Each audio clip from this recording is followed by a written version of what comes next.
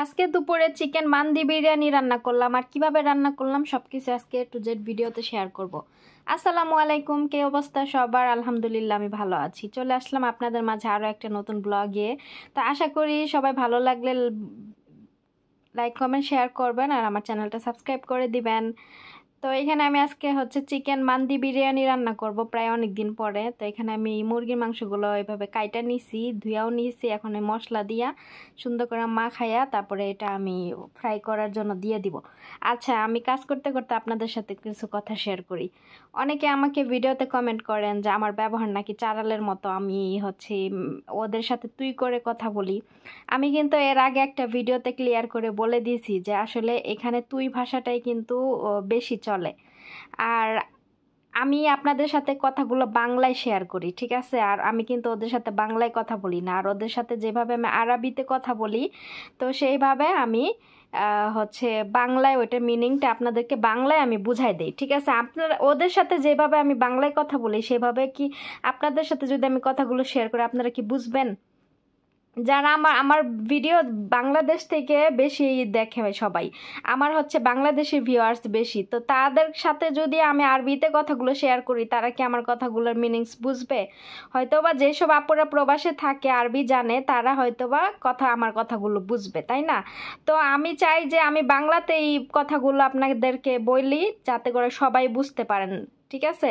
তো আরবি কান্ট্রিতে আমি কি ওদের সাথে কি আমি বাংলায় কথা বলি, ওরা কি বাংলায় কথা বুঝবে আমার? আমি সারাদিনও যদি বাংলায় ওদের গালাগালি চিল্লাচিল্লি করি তারপরও তো ওরা বুঝবে না। তো এটা নিয়ে আমাকে কমেন্ট করে আমার ব্যবহার নাকি চারালের মতো, আমার দেশের বাড়ি কোথায়? ভাই, আমার ব্যবহার চারালের মতো না কিসের মতো? আপনার দাওয়াত রইল, আপনি আমার বাসায় আইসেন। আমার বাসা ঢাকা সাভারে। তো আইসা আমার বাসায় আপনি 2 দিন থাইকা যায়েন, তারপরে আমার ব্যবহার কেমন আমি তখন আপনাকে সামনের থেকে দেখাই দিব না, ঠিক আছে? তো ভাই না আপু কে কমেন্ট করছে আমি জানি না, আশা করি আপনার কমেন্টের রিপ্লাইটা আপনি পেয়ে গেছেন। আমি আজকে 10 বছর ধরে এই বাসায় কাজ করি। এই বাসায় সবাই, আমি যখন আসছি এই বাসায় প্রথম, তখন ম্যাডামের যে বাচ্চাগুলা মেয়েগুলা এগুলা কিন্তু ছোট ছোট ছিল। হ্যাঁ, একদম ছোট ছোট ছিল। সবার বড়টা তো ক্লাস 1-এ পড়ে তখন, এখনও ক্লাস নিউ 10-এ। এই যে স্কুল খুললে 10-এ উঠবে ও। তো আমি ওদের সাথে কিভাবে কথা বলবো?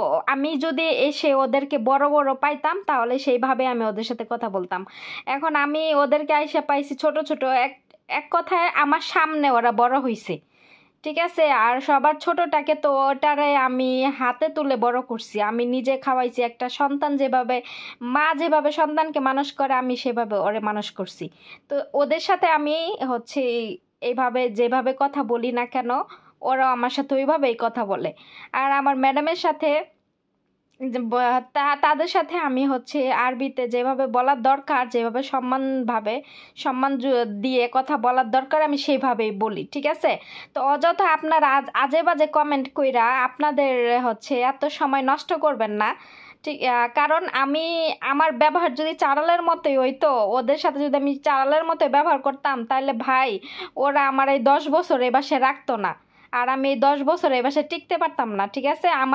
আমার কাজগুলো আপনারা আইসা কইরা দিয়া যান না যে উল্টাপাল্টা কমেন্ট করেন। আগে কথাগুলো বুঝবেন, জানবেন, তারপরে কমেন্ট করবেন মানুষকে। হ্যাঁ, তো এরকম কমেন্ট আশা করি আর করবেন না। আবার কিছু লোক বলে যে আমার রান্না বান্না খায় নাকি আমার ম্যাডাম আর ম্যাডামের ছেলে ফয়সাল মোটা। এগুলো কোনো কথা? ভাই, আমার রান্না বান্না খেয়ে ওরা মোটা? ওরা সারাদিন চিপস চকলেট বাহিরের খাবার বেশি খায়, তাহলে এখানে আমার কি দোষ? আর আমি যেভাবে রান্না করি এই দেশের খাবারের নিয়ম, এটা কালচার অনুযায়ী আমি রান্না করি। ওরা যেভাবে খায় আমি সেভাবে রান্না করি। এখন ওরা মাছ ভাজা ছাড়া মাছ খায় না, তো এখন আমি যদি ভাজা ছাড়া মাছ রান্না করি ওরা জীবনে খাইবো? এটা কি আমার বাপ দাদার জমিদারি যে আমার মন মতো আমি সব কিছু করবো? ওরা যেভাবে পছন্দ করে আমি সেভাবেই করি। তো এটা নিয়েও আমারে কমেন্ট করে যে আমার রান্না কিভাবে আমি সব কিছু ভাইজা ভাইজা রান্না করি, এগুলো খাইয়ে এই জন্যই তো আমার ম্যাডাম আর ম্যাডামের ছেলে মোটা। এটা কি ধরনের কথা রে ভাই? আমি এখানে কাজ করি, ঠিক আছে? কাজ করতে আসছি, তো ওরা যেভাবে চাইবে আমাকে তো সেইভাবেই ওদেরকে খাওয়াইতে হবে, সেইভাবেই ওদের জন্য আমার রান্না করতে হবে। তো তো আমি কি আমার মনের মতো করে আমি হচ্ছে রান্না করব? আর আমাদের বাংলাদেশে দেখা যাচ্ছে মাছ মাংস না থাকলেও আমরা একটা তরকারি কিংবা একটা সবজি রান্না করে খাই। কিন্তু এই দেশে তো মাছ মাংস ছাড়া ওরা একদিনও চলতে পারে না, একক তো মাছ মাংস ছাড়া খাবে না। আমাদের দেশে তো আমরা শাক ভাজি দিয়েও ভাত খাই, কিন্তু ওরা কি শাক ভাজি দিয়ে ভাত খায় কিভাবে এগুলো বুঝে? এক এক দেশের কালচার এক এক রকম, ঠিক আছে? আমাদের দেশের কালচার এক এক রকম, আর আমাদের ফ্রিজে যদি মাছ মাংস নাও থাকে আমরা একটা ভর্তা কিংবা শাক ভাজি করে আমরা ভাত খাইতে পারি, কিন্তু ওরা কি এগুলো খাবে? ওরা জীবনেও কিভাবে ভর্তা বানায় খায়, কিভাবে শাক ভাজি খায় এগুলো ওরা বুঝেই না, জীবনে জানেই না। এগুলো যদি আরও খাইতে দেখে আমাদের, ওরা আরও কি করে, ঘৃণা করে, ঠিক আছে? তো এই যে আমার ম্যাডামে ভেন্ডি আনে তরকারি রান্না করার জন্য, তো ভেন্ডিগুলা মানে তরকারিতে দিলে শুধু ঘ্রাণের জন্য আনে, খাওয়ার জন্য আনে না। ওরা বুঝে না যে এটা খাওয়া যায়, ওরা মনে করো ওইটা তরকারিতে দিলে তরকারিতে সুন্দর একটা ঘ্রাণ আসবে, এতটুকুই। তো আশা করি বুঝতে পারছেন, আর কেউ বাজে কমেন্ট করবেন না আমাকে। আর একটা জিনিস শেয়ার করে দেন, ম্যাডামের মেয়ের জন্মদিন, তো ম্যাডামে হ্যাঁ ওগুলিকে কাপড় চোপড় নিয়ে আসছে, জন্মদিনে গিফট দিব, ঠিক আছে?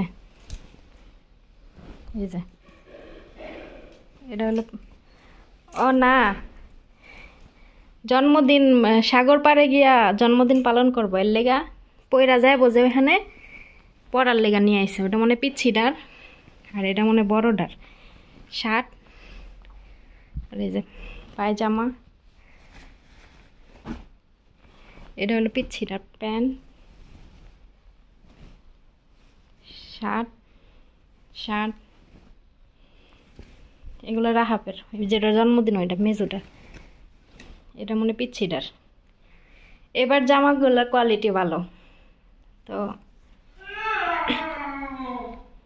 দেখছেন মেয়ের জন্মদিন কোনো মানে সববারে করে না, এবার স্কুল বন্ধের টাইমে পড়ছে, লেগে করতেছে, তো এইগুলো আনছে। আমি তাড়াতাড়ি করে গুছাই, ম্যাডাম আবার আয় পড়বো।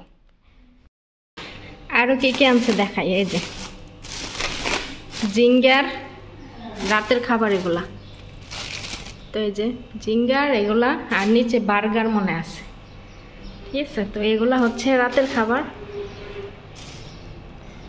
আমি খুললাম না, কারণ খুললে অনেক বেশি সমস্যা হয়ে যাবো, আর ম্যাডাম রাইসা পড়বো। এখন ওরা নামাজ টামাজ পড়া পরে সাগর পাড়ের উদ্দেশ্যে রওনা দিব।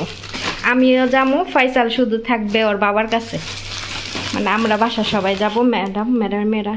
আর এটা হচ্ছে নারিকেল দিয়ে একটা রুটি, রুটির ভিতরে নারিকেল, এটা অনেক মজা আছে, এটা আমার অনেক ভালো লাগে। তো এটা আনছে 2 সেনিয়ে,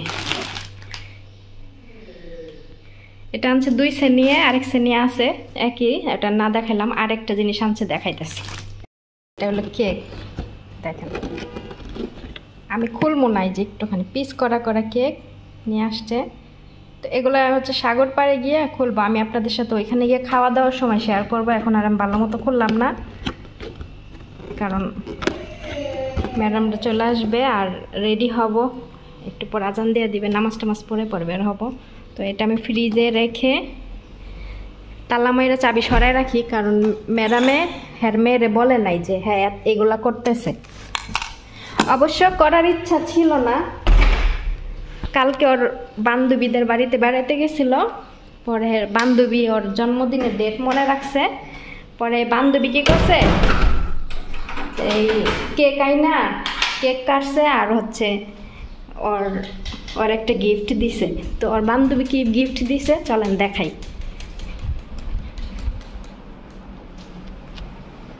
ওর বান্ধবী দিছে, রহে ওই দেখেন বিড়াল আইসা আমার পায়ের লগে করে, রহ। তোর বান্ধবী গিফট দিচ্ছে হইলো এই যে বক্সে, এই যে মগটা, এই যে মগ, হ্যাপি বার্থডে লেখা। অবশ্যই এটার পাইপটা ভেঙ্গা লাইছে, কাচের পাইপ। তো এই গিফটটা দিছে, আর কি আরও কি জানি দিছে, দাঁড়ান দেখাই, খুঁজা পাই নাকি, পাইলে দেখাই। তো এটা এনে রেখে দিছে, জিনিসের কোনো যত্ন নাই, জেনে হালাই থুয়ে দেয়। ওই দেখেন ওইটা কেমন করে পায়ের লগে লাফায়। উড়ি মারে, আমার ভয় লাগে, এটার পা বড়া চারি। আরেকটা কি জানি দিছে দেখাই, লাইট